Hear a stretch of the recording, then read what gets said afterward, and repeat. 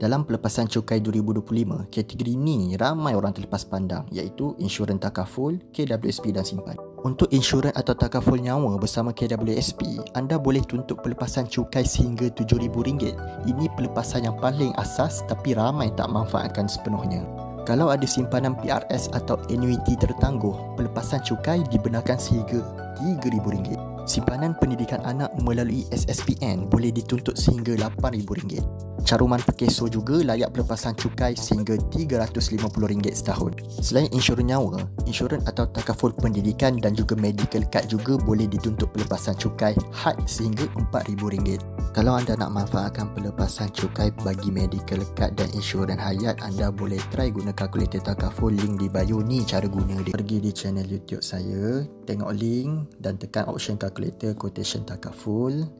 Apabila anda tekan, anda akan dapat paparan seperti ini dan anda boleh generate quotation anda dengan memilih sama ada medical card ataupun hibah takaful. Sebagai contohlah, kalau saya pilih hibah takaful dan isi nama penuh, contoh nama saya, tarikh lahir. Selepas selesai isi tarikh lahir, boleh isi nombor telefon dan pekerjaan, kemudian pilih jantina sama ada lelaki atau perempuan serta status merokok dan tekankan button kirakan quotation dan anda akan nampak pelbagai jenis package takaful yang mampu milik. Anda boleh pilih sahaja mana-mana package yang berkesesuaian dengan kemampuan anda dan keinginan anda.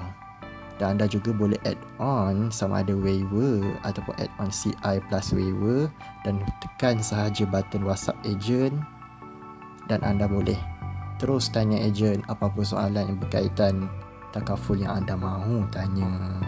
Itu sahaja.